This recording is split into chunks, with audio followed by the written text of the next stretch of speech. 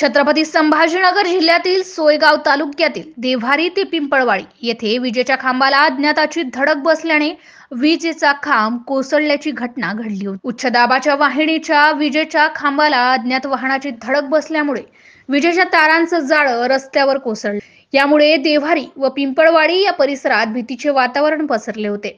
सावळदबारा व देव्हारी पिंपळवाडी या परिसरात येथे उच्च दाबाच्या विद्युत वाहिनी असलेल्या खांबाला एका वाहनाने धडक दिली। ही धडक इतकी जोरदार होती की विजेचा खांब रस्त्यावर कोसळला। खांबासह विजेच्या ताराही रस्त्यावर आल्या होत्या। विजेच्या तारांमुळे मुख्य रस्ताच वाहतुकीसाठी बंद झाला होता।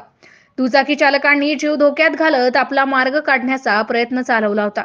मात्र चारचाकी वाहनांचा यामुळे खोळंबा झाला। वीज खाते आणि कंत्राटदाराकडून वीज पुरवठा सुरळीत होणार का, असा प्रश्न देव्हारी व पिंपळवाडी या गावातील नागरिकांना पडलेला होता। पण MCN न्यूजची बातमी प्रसारित होताच देव्हारी ते पिंपळवाडी नवीन खांब बसवण्यात आले। देव्हारी आणि पिंपळवाडी गावातील नागरिकांनी MCN न्यूज वृत्तवाहिनीचे आभार मानले आहे। MCN न्यूज मराठी करिता बहादूर चव्हाण, सोयगाव तालुका प्रतिनिधी।